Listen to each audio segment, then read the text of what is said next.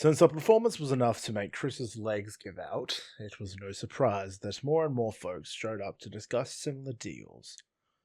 They were acquaintances of Chris and her dad who, not surprisingly, owed Toyama money. Among them were many whom Lisa knew, and whose troubles Lisa knew like the back of her hand. These guys had life savings of something like 10,000 moles or 30,000 moles, although some even had only a few thousand moles of saving. Since they were willing to give me 20% of their profits and I had to shoulder none of the losses, there was no reason for me to decline the offers. Because fundamentally, investing didn't really change with the amount of money, and the amount of effort required here wouldn't change, only the amount of profits. Furthermore, the feeling of helping someone out would be stronger as well. A total of 8 people came by to entrust us with their money, and in a short time our war chest increased to 200,000 moles. Now we can help lots of people. Hagana muttered that comment while looking at the register Lisa made names of and how much money was given. Even I, when looking at what a deplorable state Chris was in, felt it wasn't bad to help someone else make money. However, when someone came by with some money, a little part of me felt a bit more nervous.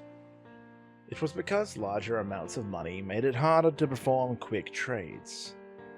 With 70,000 moles, it was possible to dump all of it into a single one of any number of stocks right away, but with 200,000 moles, the options were much more limited. If it weren't a large construction firm, bank, insurance firm, or even an infrastructure firm, then just our own trades would move the prices. Therefore, we'd have to break the 200,000 moles into 3 or 4 parts, and invest in many more stocks than we had been doing so before. Theoretically, that would work, but would it really be fine in the end? I was apprehensive, but then again, these were groundless fears. I had room to breathe. If I didn't have to do something unnecessary like pause and scrutinize each and every stock, then there certainly was breathing room for me. Furthermore, Hagana's program had been improving day by day, and I had started being able to just simply trust it from the get-go. In other words, I started simply taking what the program spat out at face value and using it to lay on the trades. Just like before I partnered up with Hagana, I swapped between dizzying screens, not pausing to take a breath while camped out at the computer, and increased my profits endlessly. The gears were all properly greased and turning fine. The profits kept expanding, and the number of people who came to entrust us with their money kept increasing. Including profits, our war chest shot past 500,000 moles, with my share at 180,000 moles including compensation. However, something had to be sacrificed. At 200,000 moles my head was spinning, and when we hit 500,000 moles I had to regulate the virtual markets to second priority. I was sure Barton was looking at this, but he should understand once I talked about the trades I was doing on the real market. Barton would probably be more interested in trades on the real market than the virtual one, and if I could show off my performance here, he should understand. And thus, on the investment contest front, we hit a standstill right around the time we broke 50 million moles. However, the thorn in my side was that I gradually started losing enjoyment out of the profits in the real market. Perhaps my senses had become numbed. Or perhaps the energy involved with trading had not only tired me out physically, but mentally as well. After all, it was 8 hours of continuous trading that didn't allow for mistakes or playing around. Right now, we had received money from more than 10 people, and the fates of 20 or 30 people rested on us. And furthermore, many of those people who'd been the type where the profits would finally let them buy a pair of shoes or some new clothes. Among them were obviously many kids Chris's age, and some of Hagana's students. You couldn't even force me to say that it had gotten boring because it was no longer thrilling due to the lack of gambling involved. I couldn't make recreational gambling trades, my head was stuffy, and I felt sick to my stomach. Once afternoon trading ended, I didn't feel like doing anything. Because of how Hagana's program worked, there was no real reason to follow the market news, and I had run out of things to do. But I also didn't like just staring off into blank space, so I ran away to Seral's place. You've certainly come by a lot recently. While I was staring at an old film from Earth, the partition door opened with Seral's face peeking inside. Godfather? You sure have some strange tastes. So, what do you want? Well, it's not that I had something particularly in mind to talk about, but, here. Serald handed me a can of soda. Before accepting it, I asked sharply, will this cost extra? It's on the house, you bozo. In that case, I'll take it. I accepted the soda and opened it with a ksh sound. I guess you like those films from Earth, huh? Not to mention they're all mafia films or war films. It's too moody, the chicks won't dig that. Oh, shut up. I sipped and returned my gaze to the movie. It was at the scene when some henchmen missing a few brain cells decided to go undercover into enemy territory and got killed instantly. Why did that guy think the enemy wasn't going to suspect him? Be like me and watch more romantic stuff. Isn't everything you watch just porn? What, you say? And then, after intentionally looking furtively left and right, he came forward to whisper into my ear. I finally got some nice stuff featuring some girl who looks just like Hagana, you know. Thinking that I'd be flustered by the comment, he swung his eyes over to glance at me. Wait, can't you react a bit more? You monkey. Yeah. But what's so good about these types of films? What does something with more explosions and metal against metal be more fitting for you youngsters? I decided to ignore him. I liked mafia and war films because I understood how they operated. And besides, it wasn't something where a lone hero could solve all his problems. The characters were connected by thick threads that you could almost reach out and touch, and they were pulled together by the strings as if they were puppets dancing on the screen. There was something on the stock market quite like it. The players of the stock market also had clear principles of behavior, but just one person wasn't enough to do anything significant. I liked imagining and watching such scenarios unfold with people reaching for clear goals. The Mafia or an army squad making decisions so logical that they were illogical for the sake of their pride or friends made me tremble with excitement. They were basically no sudden surprise developments. Even if there were one, it wouldn't have just been the first crank that put the gears of the plot into motion. On the stock market, it was like hearing some unexpected news, and once that story hit, the game was on to see who'd win and who'd lose. Totally boring. Sarah butted in with a line while I was watching the film, pondering quietly to myself. I'll grow up. I'm taking good care of my youthfulness here. Because Earth dogs are well known for having a mother complex for their beloved Mother Earth. Am I right? Gravity is love, you know.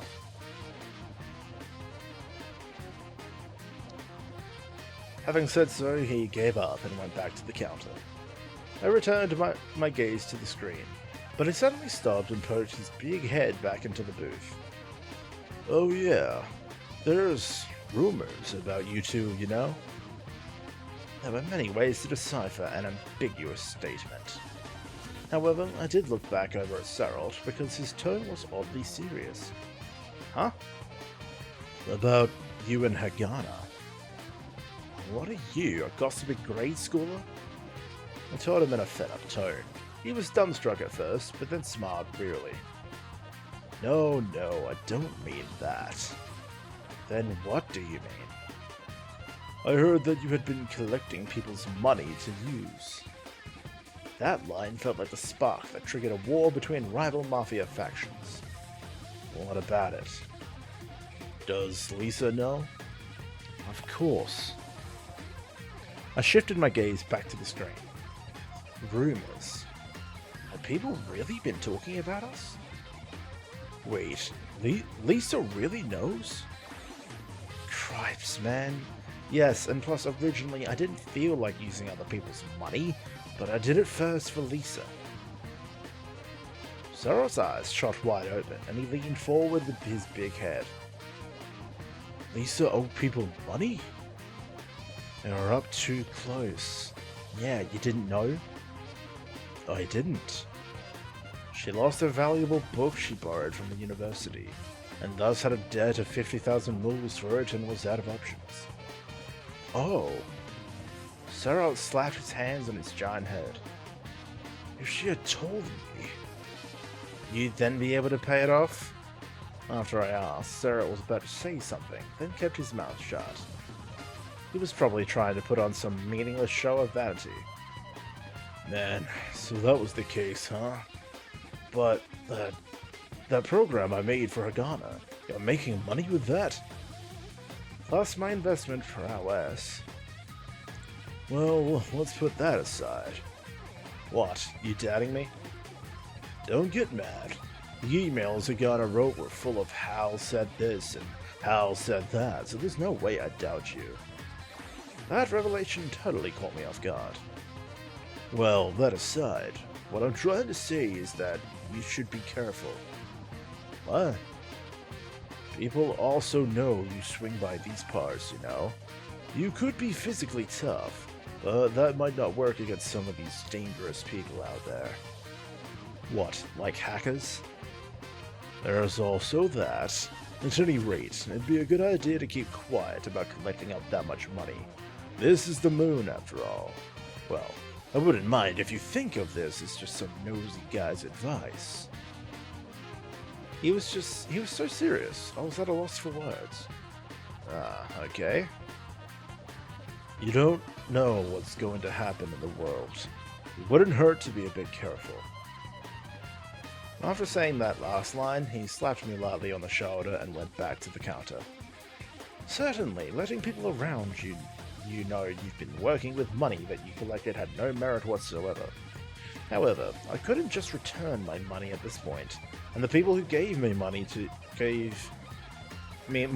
me were really in deep trouble financially. I had to do it, and if I didn't, it was obvious what terrible things would happen. I went back to watching the film. I had no choice but to move forward, like I had to follow some mafia by law. 10 minutes later, I was totally absorbed in the film and forgot about Sarah's words. After I finished watching, I returned to the church.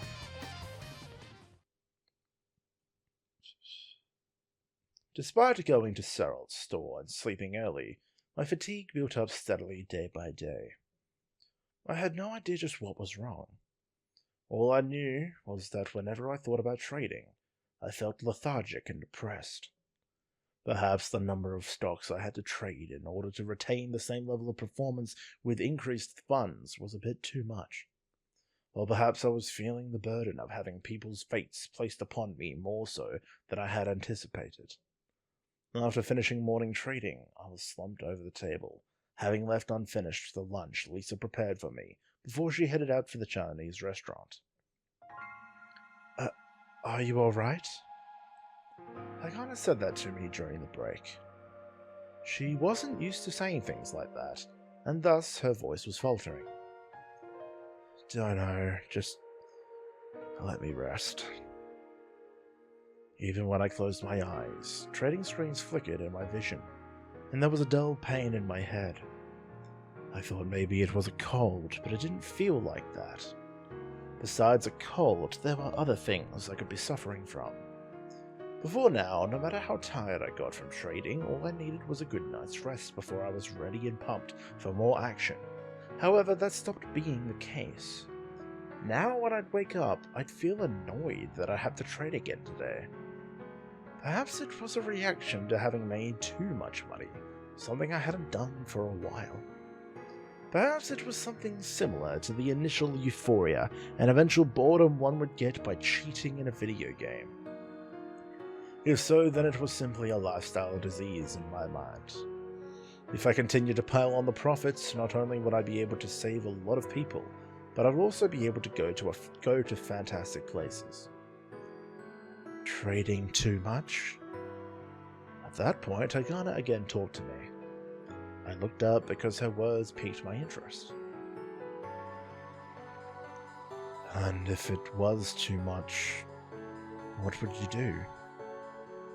My wording came off as irritated because there was nothing that could be done with all these funds without carefully making lots of trades. I have an idea.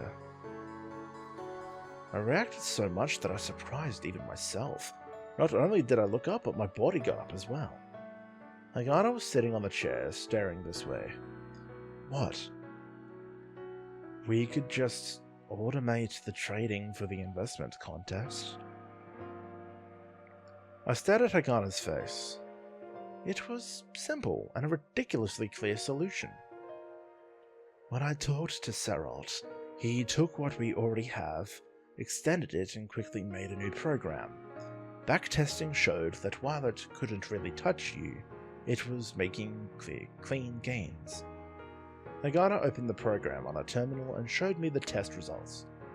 I squinted at the numbers and frowned with a dull headache.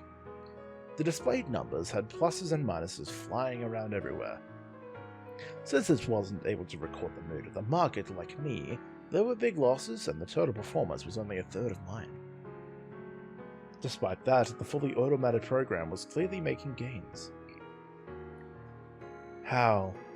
Right now, you look really bad. When I lifted my face up from the terminal, Hagana was staring at me emotionlessly. I didn't need words to know that her poker face hid actual worry for me. Performance dropped, but with this, you could concentrate on the real market. Hagana's eyes were serious. Even if I regulated the investment contest to second priority, I still couldn't totally leave it alone. Now, I felt like the contest and the real market were starting not to be compatible with each other. And thus, if something had to be cut, Hagana would certainly decide on the investment contest. This insightful observation was certainly plausible, but Hagana's eyes said that she was truly worried about me. However, I couldn't help but lower my eyes in response to that suggestion. An investment program to replace me? One reason I pondered over that was because the performance would degrade. If Barton were looking at the trading history, there was the possibility that he'd give up on me. However, the biggest reason was something much clearer. I was not needed.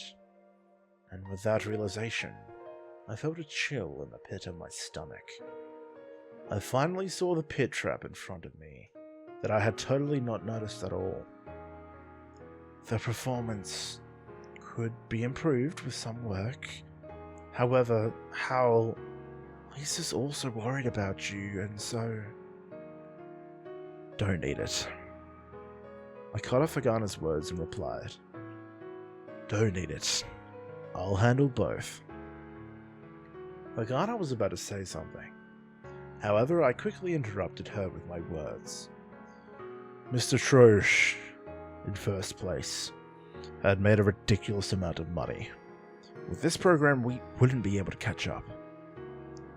It was seemingly sound reasoning, and it was the truth.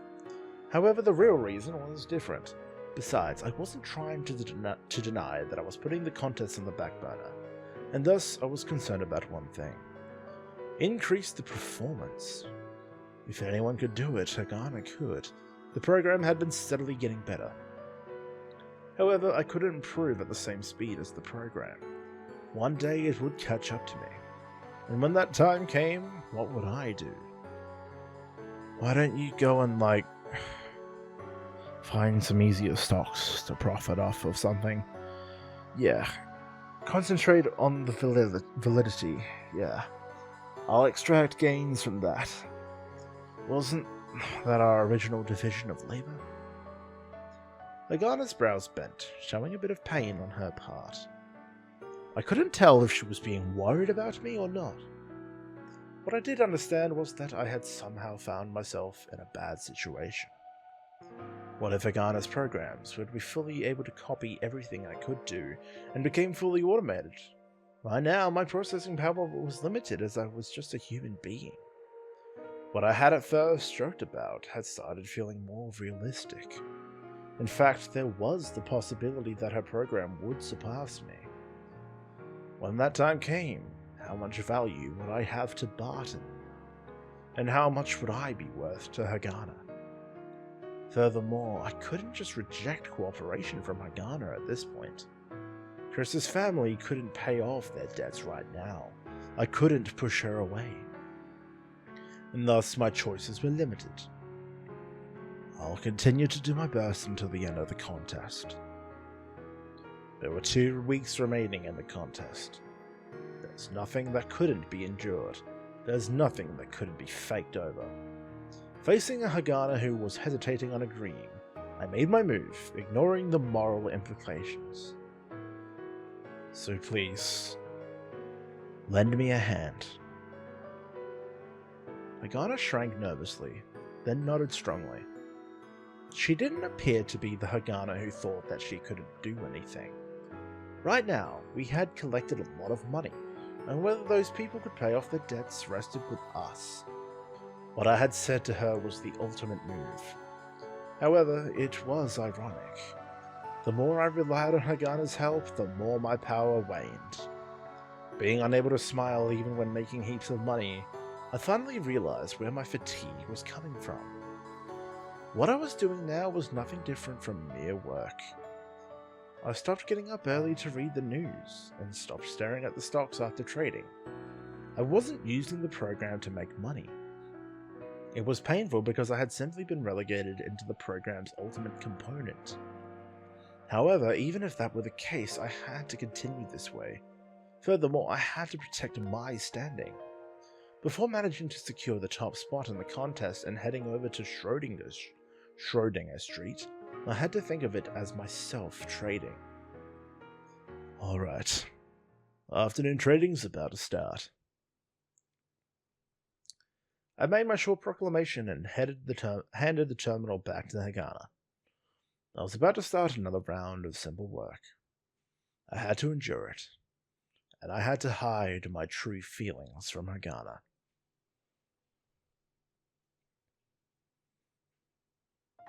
The investment contest entered the final stretch, and Mr. Troge must have used some sort of rocket fuel to send his numbers soaring into the 92 million mark.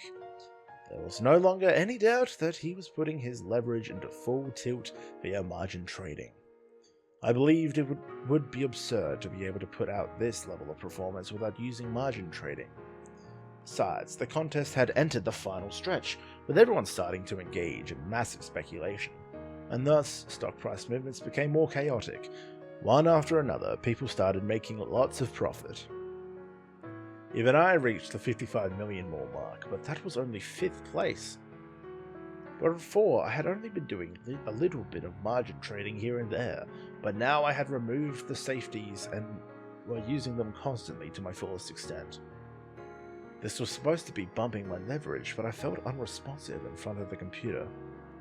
This wasn't a matter of performance, but rather my spirits. The more money we made, the more Hagana became absorbed in her formulas, and the more she became absorbed in her formulas, the more her program improved. And thus it started to show more and more how there was no longer a place for me. These past days I started not being able to tell whether a stock was good or bad from a list. I could figure out whether something wasn't half bad, and I could figure out whether I liked a stock. However, I couldn't figure out anything beyond that. It felt like there was a veil thrown over my eyes. I wonder if Barton was looking at the trading records. There hadn't been any correspondence from him since then, so perhaps he had given up on a boring fellow like me after seeing the results. It was because Barton had called out to me after looking at the initial big gambles I had made. He probably had no interest in a 5th place person like me, who could only pick up loose change here and there. It was said that this Mr. Troche was a super elite who graduated from Harvard with an MBA and had been informally offered employment with Platina Smith. Why would someone be able to retain interest in me when there was someone like that out there? However, there was no mistake that what we've accomplished was helping a lot of people. And it wasn't just those people burdened with loans that I was talking about. Hagana gained confidence from our success and started looking more like a real live human being. She had mellowed out unbelievably since we met, and she even sometimes became bashful. Lisa was happy about that above all else. On the other hand, I felt something heavily gradually building up in my gut.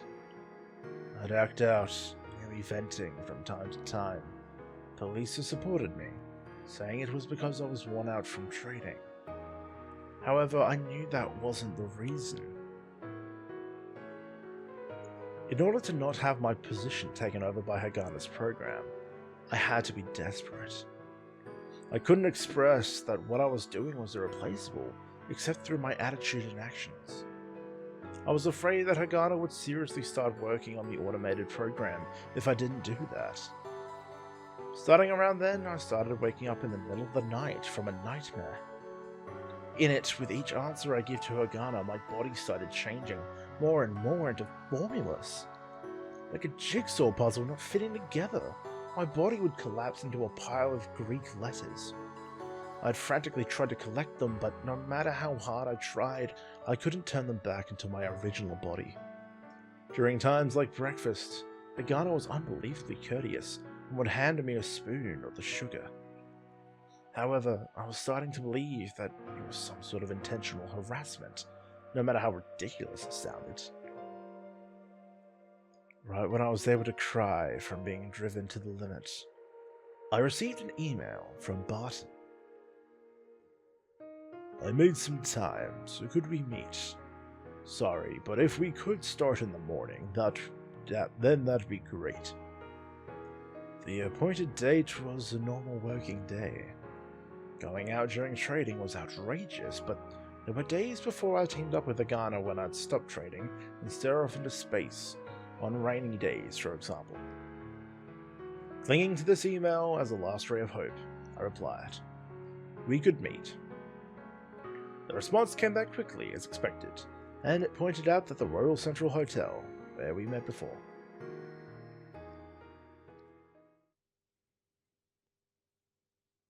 When I told Hagana that I was going to leave mid-morning on a trading day, she was more confused than shocked. What would you do about the trading? She asked the obvious question. I had already decided on my reply. Couldn't I just rest a day? Hagana's eyes flew open in shock at my words, but Hagana couldn't do trades by herself, and we couldn't rely on an automatic program. Why don't you just get some rest too? Aren't you staying up late recently? Okay. Hagana nodded and didn't say anything else.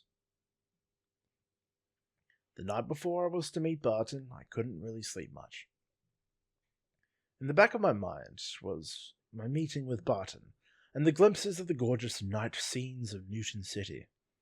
I took the same route to the Grand Central Hotel as I did 2 weeks before, and was led to the back of the cafe again.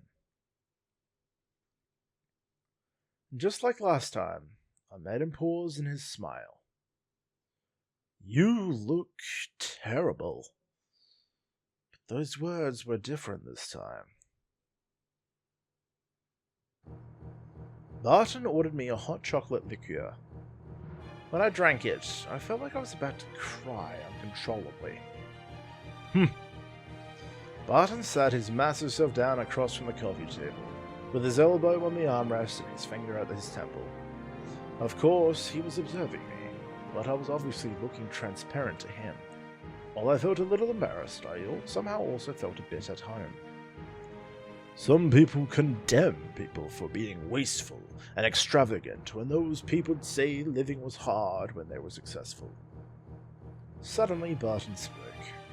Those condemnations are the words of losers who had never succeeded before.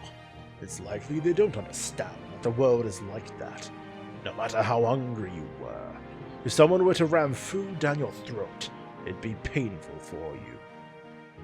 Barton said those words while looking at the coffee cup he had just sipped from. I saw your performance in the investment contest.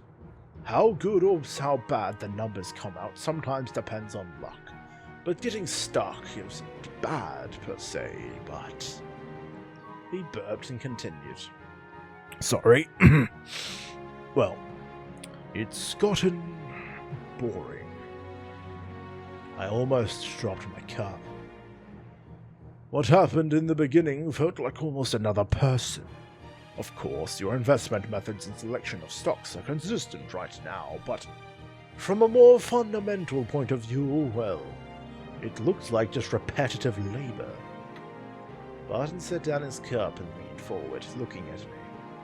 His eyes felt like they would pierce through to the truth and be able to see the unpredictable future clearly.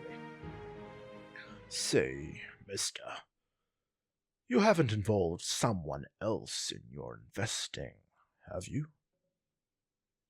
My hand trembled, spilling the chocolate liqueur. However, I didn't move at all from that position. I just couldn't bring myself to say that I wasn't intentionally trying to hide it.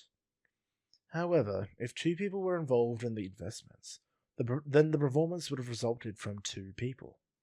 Despite that, here was just me by myself. Furthermore, floating amongst this boiling sea of profits, how much could I say I was responsible for?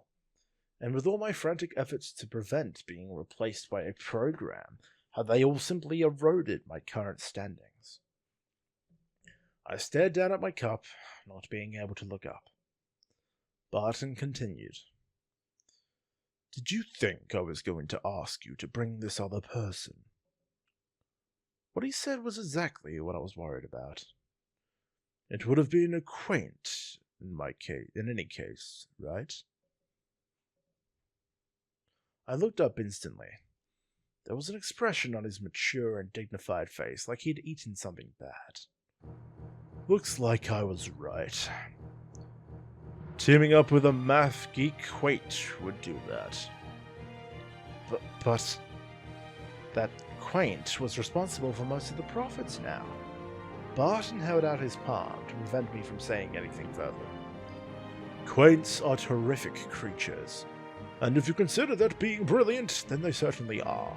They model the market using math, and in most cases they can turn a human's trading methods into formulas. Barton flat out said what exactly was happening to me.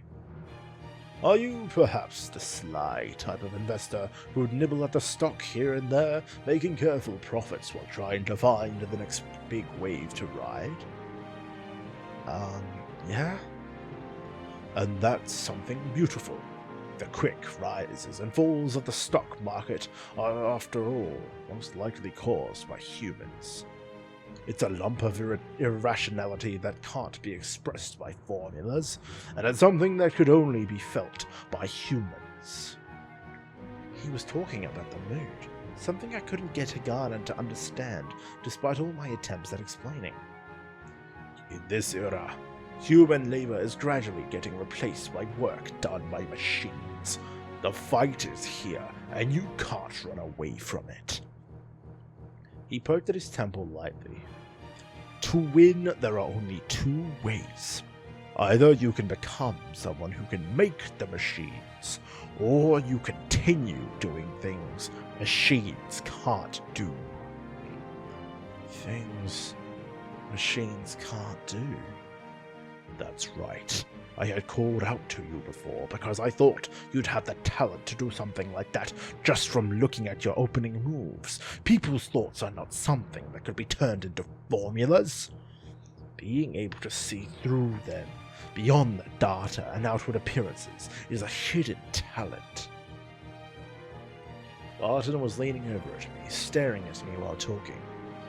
For example, that quaint you're working with? What do you think? Does that quaint possess a talent to be able to see things through the people's inner thoughts? At those words, I instantly had Hagana in my head. If there was one thing Hagana was bad at, it was seeing through to people's thoughts and considering their feelings. There are many quaints like that unable to do so. They've even shown this to a degree in neurology. It's not easy to develop the brain in all these different directions after all. More specifically, being able to handle all these numbers is a very specialized skill. These mathmaniacs who would be able to work as quates to make money are mostly people who use their brains for math too much and have a lot of issues trying to deal with other people. This includes people who simply don't want to deal with other people because it'd be a bother. Isn't that some kind of flaw? Just think of a math professor wearing a white lab coat and glasses. They are definitely strange people. I was very familiar with what Barton was saying. Hagana's thoughts were usually very straightforward, just like math. If A equaled B and B equaled C, then A would have to be equal to C to the ends of time. No buts about it. And thus, thinking of things like selling herself to solve the debt issue, Hagana's methods were always pretty extreme. These are the effects of having been steeped too long in math. And the reward for that price was talent in math? And this math thing that quaints use is a universal tool. Everyone's using the same tools to compete, so even if you came up with the best way, eventually someone would be able to mimic you. It's a fiercely competitive world out there, and being that, there's no guarantee of reward. Permanently maintaining first is something that's impossible from the get-go. Everyone's experimenting by trial and error, hoping to do well, and thus they'll eventually come across the same methods, with everyone doing the same thing. Obviously, you couldn't make money. A year, half a year, or perhaps just a few months later, you suddenly stop doing as well as you had before. Even in your situation, when you're trying to carefully pick stocks, haven't you hit a wall before? Catching the mood of the market and doing short-term trades outside of those highly volatile situations is the same as what a quaint is doing, after all. I couldn't count how many times I had gasped.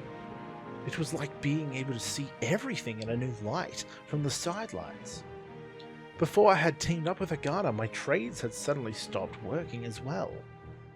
Even though I had been doing the same thing, I couldn't obtain the same level of performance. That was probably because someone else managed to figure out the same tactics I had been using.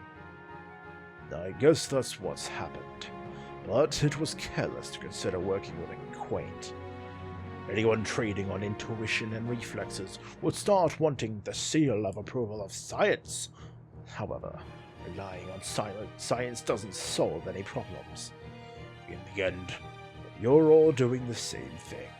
Therefore, if you want to be a human who can surpass the machines, you'd have to think about problems as a human. Trying to make money in the irrational atmosphere when stocks are either rising or falling rapidly is one way. Quates assume people are rational and model the market that way. And therefore it's useless in situations when people are being irrational. Furthermore, humans are usually irrational. Isn't stuff like romance pretty much like that? Barton was smiling with satisfaction, but I could only give an unsure nod. Well, wasn't thinking it was okay to give Lisa 50,000 rolls in exchange for sleeping on her lap the epitome of irrationality? Though, it's true that everyone have times when they start wanting to turn to science, so I am not laughing at you. For economists, both past and present, once they open their mouth, nothing but formulas comes out. Most likely it's because they feel that they wouldn't be accepted as real science without throwing formulas in. However, even doing that doesn't free from their fears. Put simply, they're simply avoiding the things they can't compute. Nietzsche once said that the secret to science was the true fear of things that cannot be computed. In order to overcome machines, humans must get close to things that cannot be computed. and the only people who can do that.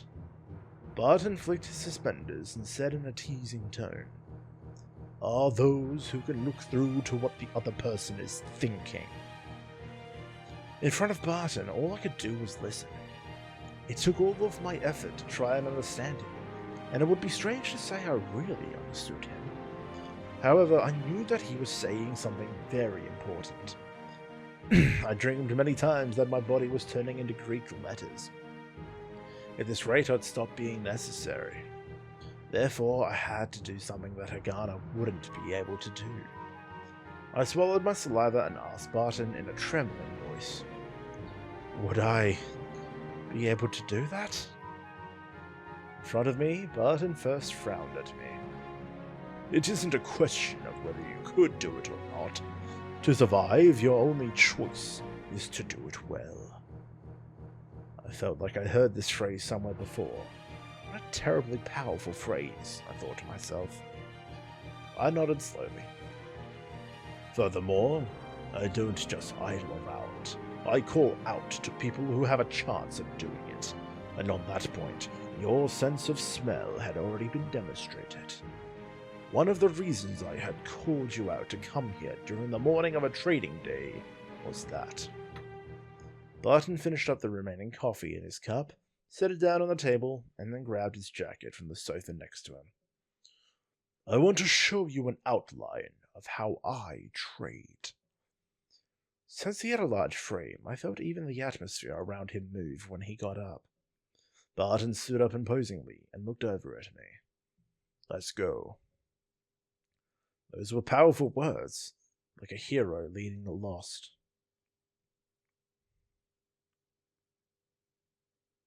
Barton drove himself this time.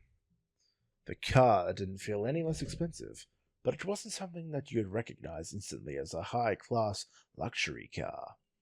I was a bit lost because the car looked like it would get lost instantly among the other cars on the street. I am just going to have a sip of water.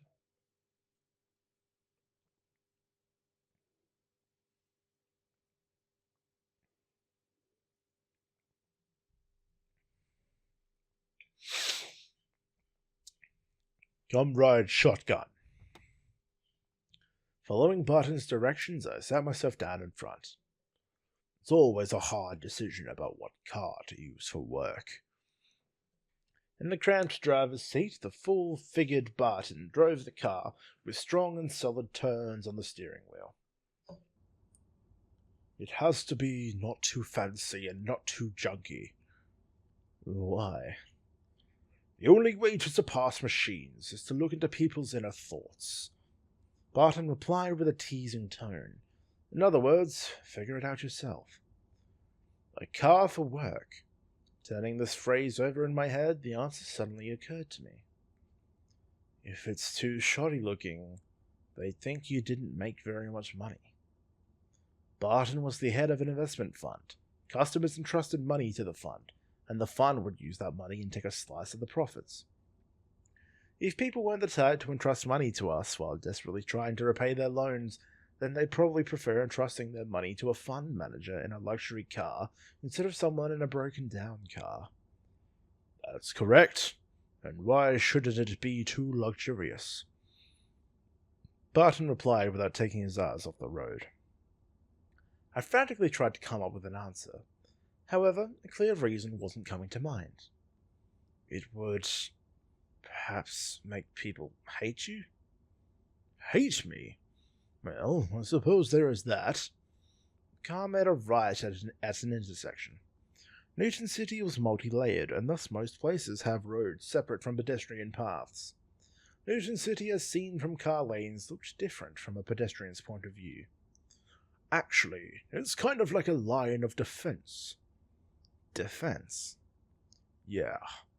As long as there are times when a fund makes money, there will be times when it loses money. It's even more true the longer a fund has been around. Therefore, if you normally go around in a luxury car, then it becomes much harder to justify during times of loss. Therefore, a car for work had to be not too high class and not too cheap. Thus, a luxury car focused on practicality is best to relax in. I understood his point. Well, such a thing comes easily when you do it yourself, and besides, there's something else we should be looking at. The car descended into a lower level, exited the highway, and came out in a corner of the administrative sector. This area not only housed the Lunar University campus, but it was also home to drug companies, biotech companies, and many other companies making huge revenues on intellectual property. Among the companies around here, which one's financial reports have you looked at? Barton asked me while the car sped through tree-lined classy streets after having come back onto the upper layers. Barton had both hands on the steering wheel and looked around at the buildings outside, as if he was trying to find someone he was scheduled to meet. I searched through my memories at once. The companies around here were obviously among the main stocks in the market. Rupert Pharmacy, Hut, Tosca Holdings, Ringtech, Amani Biotechnology, and... You're great being able to come up with just these instantly. Furthermore, all of them have great finances. I could recommend them even to old widows. I see. However, looking at finance reports and graphs of stock prices will only net you conclusions that even a program could make. Even signs of embellishment and accounting fraud could be picked up mechanically if you had the know-how. It's because they could all be represented with well-known logic and numbers. Did you know that you can use statistics to find invalid records and ledgers? Huh? You just have to look at the statistical distribution of digits for the first digit in all the numbers. From that, you could determine whether there was something fishy. I had no idea what he was talking about. From my vague knowledge, the digits on a ledger were random, as if you rolled dice. In other words, the numbers 1 through 9 should appear with equal probability. Accounting firms use it to expose inappropriate management. Statistically speaking, in normal situations, the first digit tends to be 1, about 30% of the time. They call it Benford's Law. I thought that couldn't be right, but no words came out of my mouth. The math is a bit difficult, but if you look at the logarithmic graphs, you'd be able to see it. And this type of stuff is child's play for quaints. Barton sat himself up, sped on the gas a bit, and entered a narrow street. And then he stopped over by the shoulder and nodded over at a building nearby.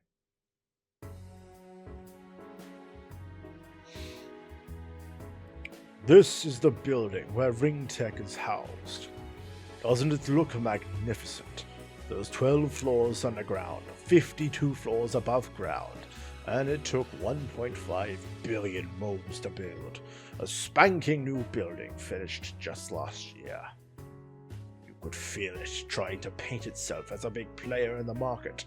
Tired of being called an up-and-coming biotechnology firm. It was also convenient being close to Una University, as well as the administrative sector. Now, Barton looked at me. There's a problem with the architecture. Huh? I wondered how such a building could have faults. There stood a glass-lined building in full dignity, symbol of wealth and success. There was a top-class enterprise which had hit sales volumes of 11.2 billion moles in its 12th year as a company. Looking over reference data for investing didn't turn up any problems. It was a prime example of a stock with constant growth, well into the future.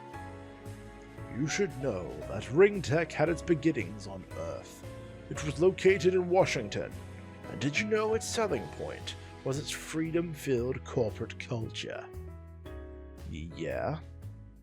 Well, it was a venture set up by researchers tired of the top brass at pharmacy giant Pfizer back in Washington. It was called the company where management and researchers were the closest. A freedom-filled research environment yields results, and they made a big leap patenting landmarks advances in geo-marking technology and bio-related test kits. It landed the big one with gene therapy drugs and came to the moon. In descriptions about the company, you'd always see the CEO in a white lab coat. Company cars were the same regardless of whether you were a normal employee or the CEO. The benefit packages were generous and there wasn't much classism. It was a wonderful place. The way Barton put it, it felt like there was something suspicious, different from what was being said by the company. I decided to ask, "So, it's not true?" Outward appearances still appear that way, but look at the top part of that building. Sticking his head against the car window, he looked up and pointed at it. I also peered at it with him. The top floors have a weird shape, don't they? Yeah. A cross shape? Yep. A terribly awkward shape. Once management starts feeling like they have special rights, most of the time new buildings will start getting distorted like that. Don't tell me. I ended up blurting out a line inadvertently. Barton chuckled with satisfaction next to me. Having a design like that serves to increase the numbers of corner offices. It's because higher-ups don't like having offices wedged between others. Furthermore, on the second floor in that section, there's that place where it's all just one piece of glass, right? That's a special employee cafeteria. Of course, it doesn't officially exist. I looked at Barton dumbfounded. I had to ask him why. Why do you know this if it's not official? Just point a pair of binoculars over there during the day and you'd know. I guess that was true. But were there really people who do that? Of course there were. Here was one right here. When an enterprise which sells itself on the freedom of its corporate culture ends up doing this, the end was probably near. If they had originally been some bureaucratic-style company, then people working there would have already gotten used to it. A lot of people had gathered there because they didn't like that bureaucratic-type stuff, and they'd really feel disillusioned. Thus, these researchers would eventually leave in larger numbers and even perhaps set up a new company. Therefore, things like buildings giving evidence to the rise and fall of corporations do exist. So if companies couldn't continue to operate long after setting up shop in such building and end up getting bought out due to having worsening performance, perhaps the superstitions would think that there was something with that building. However, the truth is different. Even if that building would fetch a high price, there would be those enterprises trying to get in where management have similar lines of thought. A flag emblazoned with the company logo flew right in front of the foyer. People entering and exiting all appear to be either hotshot businessmen or talented researchers. There wasn't even a hint that something was wrong. However, now being told what I was told, the shape of the building surely was unnatural. Furthermore, for those to exist as special employee cafeteria and not known to the public, there had to be more lies and deceptions in the inner workings of the company. This type of talk would definitely not show up in the numbers. Once this actually showed up in the numbers, it would already be too late. Grasping exclusive information is a strength. I patiently await the chance to short sell, among all the people idiotically trying to buy into the stock. However, without this information, I could only look at whether people were buying or selling and gather information from other numbers. Once there were a lot of margin buying or short selling laid upon these stocks, you'd end up with a situation where regardless of whether it goes up or down, there'd be a huge amount of change. And if you misread it... Barton made a gesture as if he were slitting his throat. It's true that when you're trying to determine what to do based on market sentiment, in the long run you'd end up 50-50. Even then, you'd have to keep your eyes peeled for hints and make a judgment based on them. I spend my days at work looking around at companies for patterns. Once I found a pattern, I try to figure out why that pattern exists. Most of the time, it would be reflected in the simple emotions of the people. However, this is work that definitely cannot be done by a machine. Barton started the engine again and pulled the car out slowly. And from my experience, those who can read well the sentiment of the market are those who can easily see these patterns. Even looking at the same thing, sometimes you'll feel something different, or see something different, right? It isn't something you can train yourself in, it's innate. I couldn't figure out what to say while I was being praised. I could only look abashedly downwards, grunting from time to time. Well, what's left is the work of finding the right connections with people. Sometimes you'd see someone who'd keep coming back, no matter how many failures. The most famous one is the real estate tycoon Daniel Trapp. Trapp? Oh, you don't know? He's a man who's earned the nickname America's Mr. Resilience. At the age of 40, he'd already declared bankruptcy 3 times, and every time the amount of losses increased. The third time was $1.2 billion debt, causing the company to founder. However, 4 years later, he bought a $900 million building in Manhattan, named it shamelessly Trapp Tower, and made it into the top-class commercial building. You know, when I heard Daniel Trapp, and then saw the bankruptcy 3 times, I actually was just like, Trump? Are you for real? What? And yeah, Trapp Tower.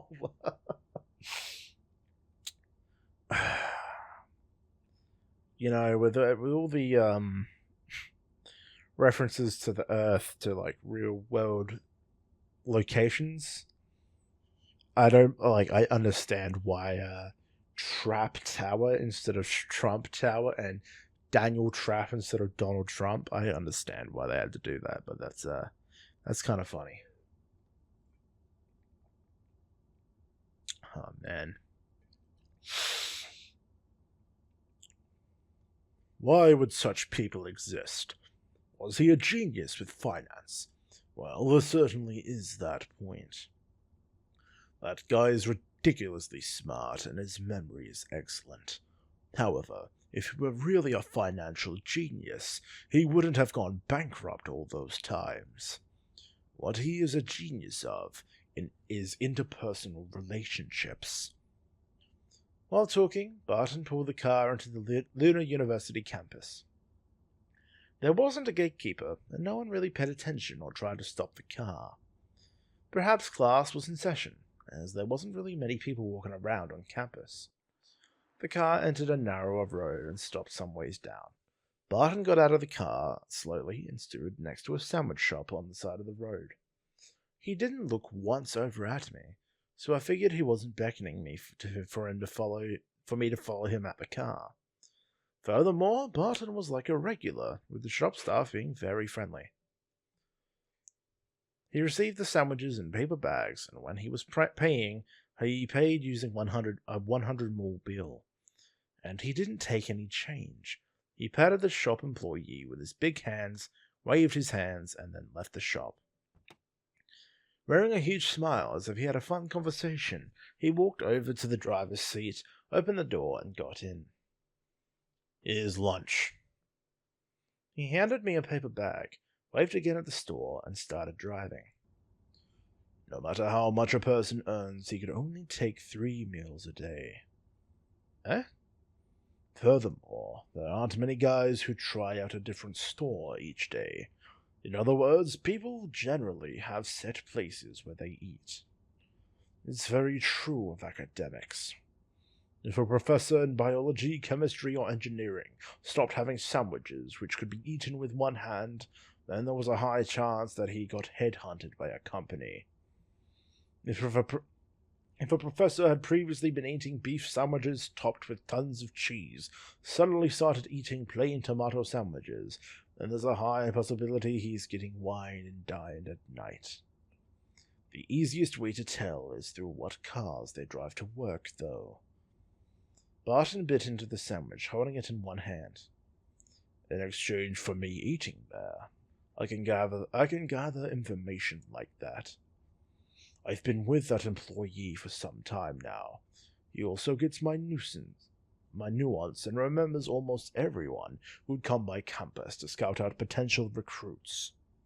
As for looking into headhunting on campus, I feel confident that I have more power to gather information than professional journalists, since professional journalists can't afford to pay for lunch with 100 mole bills. Saying that, Barton winked mischievously. Daniel Trapp was good at this, ridiculously good. And therefore he gathers tons of information and exploits it. Of course, being able to sniff out whether information is legitimate and having the will to make decisions at opportune moments is also necessary. It's same as the markets. Gather as much information as possible, sniff out what's reliable, and bet on it either directly or indirectly. What do you think? Doesn't this float your boat more than stuff about volatility, sigma, and such? Suddenly being asked that, I choked on an easy-to-swallow piece of chicken. But he was right. I couldn't make heads or tails of the Greek letters written down in Hagana's electronic notebook. I didn't really have an interest in them either. Traders who surrender to a Quaid's program will eventually leave the field because of psychological issues. Being able to tell whether a coin is heads or tails is a special privilege reserved for humans. The day one bequeaths that right to a machine is the day one stops being human. I had nightmares of my body turning into Greek letters. That really was what Barton was talking about. Open your eyes and see the world. Things humans touch must involve human thought in some way. The car stopped at a light. Barton, while still looking straight ahead, spoke. Would you like to do some real trading instead of playing with numbers? Well... When I was about to answer, the car started moving. Barton continued, looking straight ahead, not saying a word. The side of his face strongly showed something that made me feel that he was a human. If decision is a right reserved to humans, then only I had the special right to decide about Barton's proposal. However, I don't trust Quaints, and I don't think it's in your best interest to do so either. He turned the wheel and headed the car towards the suburbs. I think it's best if you two parted ways. Barton said it out straightforwardly. Parting ways with Hagana? I tried to imagine the situation. I'd be liberated from the program and start as a member of the financial district. And furthermore, I'd be by Barton's side, someone who gleaned corporate information impossible to obtain from the numbers and invested using that information. He was someone who had looked deeply into classical trading methods. Gathering information from the day-to-day work of people and using that as a hint to make decisions. It was something that a machine definitely didn't do. My beloved mafia films and war films were exactly like that. In these films, there were principles one must follow and practicalities that one must consider. Furthermore, there was this thing called experience. I had a feeling I was trying to look at people's true thoughts by looking at the movement of stocks. However, Barton gathered information from a much more fundamental source and made decisions based on it. It was, to put it bluntly, so cool. It was a bit mundane, but it was the most down-to-earth investment method I could think of. Anyway, to determine the presence of that special employee cafeteria required to use required the use of surveillance through binoculars. If that were futile, then I felt anything would be futile. My dream was to collect humanity's wealth and embark onto undiscovered territory. It definitely wasn't just to collect up nest eggs from people in poverty and help them to pay back their loans. However, I had forgotten about my goals for such a long time now. But I had an obvious reason for being hesitant. It was Hagana. I was wondering about whether Hagana would be able to continue doing well if I were to leave. The program was obviously working. However, if Barton's words were correct, then eventually it'd stop working. And then she and Lisa and the church would come across an impasse. I trusted that Lisa was an adult, but I felt like something was missing from her, and her ability to struggle was weak. And that went without saying for Hagana. Furthermore, even if I were tormented by Hagana's program, I wasn't tormented by Hagana herself. Hagana had even started to worry about my health. She wasn't a bad person. In fact, perhaps she was too honest of a person. I obviously couldn't just throw away someone like Hagana like that. Could you give me some time? It took all my effort to just blurt that out. He was a rich magnate who garnered respect at the Grand Central Hotel. Normally, he wouldn't even talk to a kid like me. It was fortune smiling upon me, an unbelievable amount of luck. However, I had no other option but to say that. Of course. Barton had answered me immediately. The car eventually reached the 6-hour section. I got out of that car at this point and said my thanks for today. He didn't make this passionate farewell scene like last time, but at the end, he smiled at me from the driver's seat. See ya. That way of parting was really awesome. I looked at Barton's car until it blended in with the other cars, then started walking back. I understood the principles under which I operated. My goal was also clear as day. Therefore, I knew the solution to my problem. I trudged along to the church. Looked like time was a little past 2. It was a time period where I'd get a scolding from the police if I started loitering around. I wasn't really feeling it, but I heaved a big sigh and bounced from rooftop to rooftop until I made it to the church. Therefore, it was by chance that I managed to see it. If I had just walked the way I was along the street, I would have made it back to the church. As I was about to jump down from the neighbor's roof onto the church's roof, I could sort of see the yard on the 3rd floor. Lisa would have been working at the Chinese restaurant, and no one else would have been around. It had to be Hagana. Furthermore, since the napping set Lisa provided for Hagana was all soft, pure white cushions and blankets, the blank-clad Hagana really stood out. I had discovered the sleeping Hagana when I lowered myself into the 3rd floor yard. She really took my suggestion to rest to heart, and was actually resting. Even if it was obvious that she was trying to copy all of my actions, I knew she was dead serious in her own way of trying to adjust the values. Due to air circulation on the moon, sometimes the wind did blow. At that moment came the wind. It slowly caressed the scene. The lilies fluttered, the leaves in the big tree fluttered, and Hagana's bangs fluttered. When she was sleeping, she really was an ordinary girl. Furthermore, when I looked closer, she was hugging her terminals tightly while sleeping. A bit farther away from her lay 2 cubs. Perhaps Chris came over during the day and studied with her. Anyone, even if they were not Hagana, would want to protect this tranquil lifestyle. For example, by trying to help out the frantically hardworking children like Chris. According to Barton, if someone used the same methods as Quaint's, these methods would get outdated and their performance would drop. In other words, if I were to call it off between us, then Hagana would eventually lose a way to earn money. Burying herself in cushions and grunting like a baby occasionally, she was sound asleep.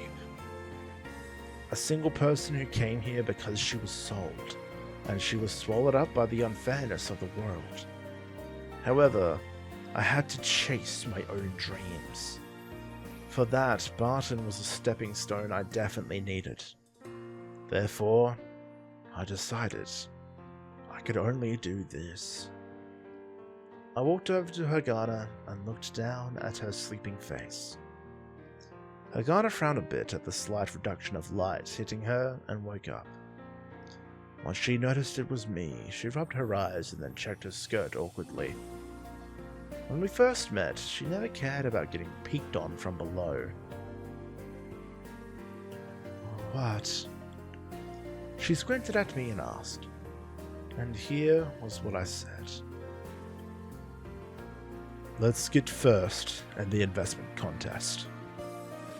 Huh? Hagana replied.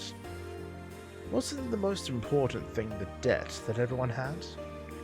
She looked like she was about to respond with that, but I was thinking about something totally different. If she got the contest money, then she'd be able to live her life freely until she could enter college. No matter how hard it is for them to live on their own, 200,000 mules should be plenty. If her program could just make some money for a bit longer, then what should be prioritized would be the investment contest that was coming to a close soon. The other people's debts could just be paid back slowly. Hagana's program would be able to hold out until then, right? And once that happened, I could part ways with Hagana and head over to Barton. What's the reason? Cutting off the questioning Hagana, I replied. Please. She got herself up from the cushions and was stunned. The lunar wind blew, warmly and slowly. Hagana's beautiful hair swayed in the wind. Is it something important to you? She asked very directly. Even if I had lied and said it was, wouldn't she simply just accept it and nod? That was probably the case. The reason she fell upon Lisa's church was probably because she had a mean face, doubted everything, and yet was unable to stand on her own. However, it was something important to me. There was no lie there. That's correct. Hagana stared at me. Then she looked away, rubbed the hem of her skirt gently, and looked back up. I see. Hagana stood up. Perhaps she was buried too deeply in the cushions while sleeping, because as soon as she stood up, she had a very strong and distinctive scent. We are really far behind Mr. Troche. Hagana pointed it out. Here was my reply. We'll just have to catch up to him. And to my words, Hagana appeared to have laughed lightly.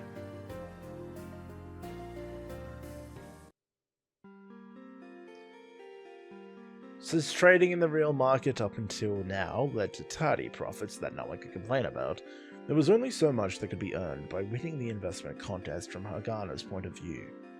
Currently, including funds entrusted to us, my own capital, and the amount I was going to give to Hagana, the total amount had swelled to 600,000 mules. In other words, a 10% increase would be 60,000 mules in profit, and 20% of that would end up being 12,000 mules for myself. Hagana's share of 20% would come out to 2,400 mule, and even if we did poorly, a 10% profit was doable in a day. The general outlook on my assets put me at 180,000 mules. I started out with 70,000 mules and made a profit of 110,000. 20% of that was Hagana's share, so at present Hagana's compensation was above 30,000 mules. In other words, Hagana was only 20,000 mules away from being able to completely pay off Lisa's loan. At the current pace of 3,000 to 4,000 moles in profit each day, Quick and Dirty made it so that it wouldn't even take 10 days to accomplish the goal. On top of that, in terms of actual trading, we weren't the only ones who profited. She could greatly help Chris, who had no hope of getting into a university because she had no money, despite having a gifted intellect, as well as the residents of the outer sections struggling with debt. It was natural to think that Hagana was more focused on that than the investment contest itself. It was completely rational. With the investment contest, no matter how well you did, the prize money was 200,000 moles. After paying off Lisa's 50,000 mole loan, we'd split the difference. Naturally, that was no small amount of money, but real-world trading had no restrictions on how many days you could trade. If you spent more time at it, then that time spent would lead to greater profits and an increase in the number of people who could be helped. Nevertheless, Hagana complied with my wishes and focused on the contest. She didn't even ask for reasons. She didn't even know that I had intended to give the 200,000 more prize money entirely to her. Naturally, I didn't mention that after the contest ended in the near future, I would cut ties with Hagana and work with Barton. Without knowing and without wanting to know, Hagana had offered to help me. Though I wondered if she knew that I was hiding something from her, it was possible that she wasn't the type to think about such things. Overdevelop those skills in mathematics and everything else falls on the wayside, but as Barton said it. I half believed those words, and I also believed in something entirely different. The day after Hagana and I decided that we'd focus on the investment contest, we had really stayed focused. That day was supposed to be a day off, but we quickly got to trading in the living room and achieved a virtual 2 million moles in profit. Hagana's program was a powerful weapon, making it feel like taking a test while knowing all the answers, and thus it made trading successful. It did scare me that someday a program might make me obsolete. However, in pursuing a goal, this was a more reassuring tool than anything out there for facing that challenge and pushing forward.